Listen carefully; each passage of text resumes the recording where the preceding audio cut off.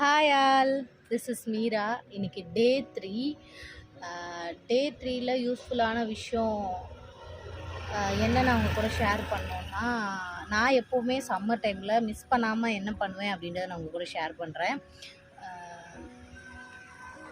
Summer டைமில் எப்போவுமே பாடி dehydrate ஆகும். ஸோ அதனால் எப்போவுமே தண்ணி குடிக்கணும். எல்லாருக்கும் தண்ணி குடிக்கணும்னு தெரியும், ஆனால் கம்பல்சரி 3 லிட்டர் குடிக்கணும்.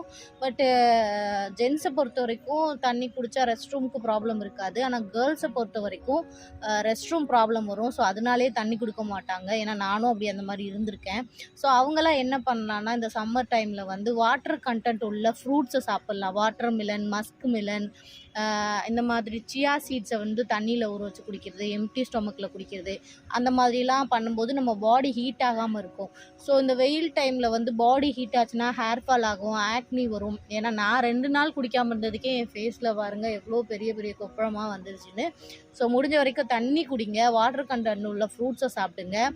ஸோ ரொம்ப ரொம்ப இம்பார்ட்டன்ட். இந்த வெயில் டைமில் இது மட்டும் பண்ணால் தான் நம்மளோட ஸ்கின்னையும் ஹேரையும் பாதுகாக்க முடியும். ஸோ தேங்க்யூ ஃபார் வாட்சிங். பாய்.